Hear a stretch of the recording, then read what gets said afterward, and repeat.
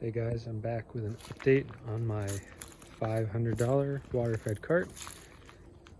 I've made some changes to it since the video, and I also wanted to provide a few warnings on things that I've learned.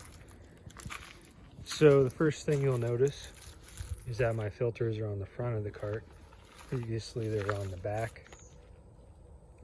I did have one of these plastic pieces fail on me, so I cut one that's slightly thicker. I didn't notch the center like I did on the last one, so I think what I'm going to do is put some of these metal plates on this side to make sure that this piece is straight, because this center weldment is making the plastic kind of curve a little bit. But, you know, it works, whatever. So the filters are on the front. I did this because it's a lot safer to move the cart around with the filters on the front, and you're just not bumping this one so much like I was before. I also decided that carrying water on the cart just wasn't practical, and so I'm no longer doing that. That's what motivated me to make this change. There's also a few fitting changes. I believe I already covered that I'm using US plastics fittings. This is 1/2 inch NPT to 3/8 barb, and then on all of the tubing I'm using reinforced, which is good up above 100 psi. This is the waistline, so it's not reinforced. It doesn't really matter. I really like these US plastics fittings because they have a little bit of give, that if something bumps, it's not just gonna like crack your rubber or your plastic thing here. They can definitely bend quite a bit without breaking. So there's that. I did have a valve here to let out excess water, excess pure water.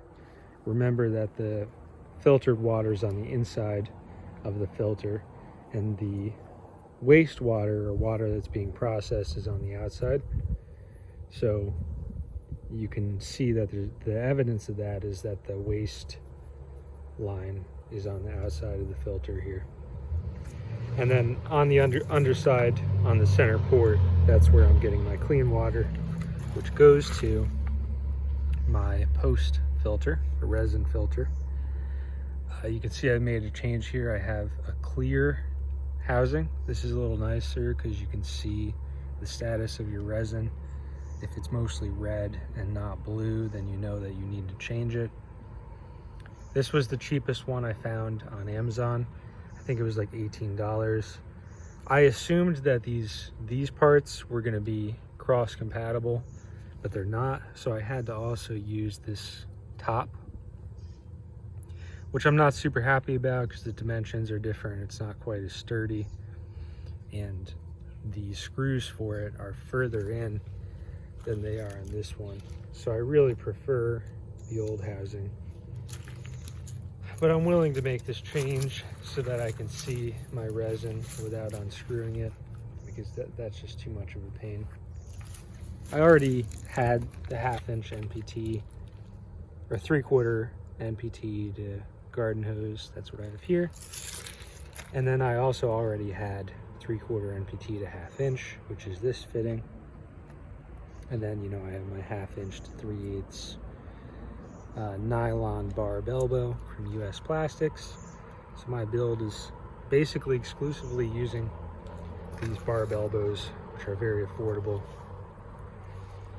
Currently there's some leaking happening here on the waste one. I tried to use thread locker as a sealant. It does work, I've done it before, but yeah, just I must have not used enough. So I'm probably gonna undo this and just use thread tape, or maybe I'll try again with thread locker. I've had a lot of problems with the C-flow pump. This is a new one, and you can tell it's kind of cramped. It's pushed up against the battery, which is not very good. I need to rotate this 90 degrees and drill some new holes so that the pump can sit sideways, because this is gonna hurt my water coming in, the flow. So I just had so many different problems with my old C-flow. I tried taking it apart and looking at the valves and stuff, but I just couldn't come to any conclusion, and I was outside of the warranty. I'm thinking about sending the old one back to Amazon, like returning this new one I just got and putting the old one in the box. Since they're exactly the same, even the number on the side of the pump is the same. And I just feel like there's no reason that it should have broken so quickly. One thing to note is that the original pump I did not buy from Seaflow. It is a Seaflow pump. It came in all the right packaging and everything. And there's really no reason to suspect that it was bad. But that is something to keep in mind. What seller on Amazon are you buying from? What sort of warranty is that going to offer you? You know, just something to think about. I'm really limited to a pump of this size and style for what I'm doing. I think if you want something more permanent, or you have a trailer, or you want something that'll be more effective, it would be better to have a transfer pump. There's these like $150 big metal transfer pumps that plug in to an outlet, and they're going to push way more water than a small diaphragm pump would. But you know, part of the idea behind my setup is that it's portable, and I really didn't want to sacrifice that. So that's why I'm trying to use another one of these Seaflow pumps. For the size and the amp draw, this is really as good as it gets. So that's why I'm doing that. So yeah, that's about it. Don't think I have too much more to say. Oh yeah, I also added this. This is actually for vacuum hoses on cars. This fitting was about $10. I'll link it in the description. But this is really nice because if I push this button, I can disconnect my resin from the output of the main filter. So this is really useful because now I can actually properly measure the TDS coming out of the big filter before it hits the resin. And I really didn't have any solution to this before. I was kind of just hoping that the TDS coming out of this was 0, but I didn't really know for sure. So now when I'm going to adjust my waste ratio, what I'll do, or what I did, is I undid this, right? Plugged my system together, you know, had water coming in and everything. And I had a Gatorade bottle, and I would have water come out of this into the Gatorade bottle and count how many seconds it takes to fill the bottle. So how much clean water am I producing in, say, by the time it takes to fill the bottle, right? So in my case, I think it was like maybe 30 seconds. I had a Gatorade bottle filled. That's going to vary on a bunch of different stuff. So I looked at that. How long did that take to fill the bottle with clean water? And then I also had my waste line, which is right here. I had my waste line also fill the bottle and see how long that took.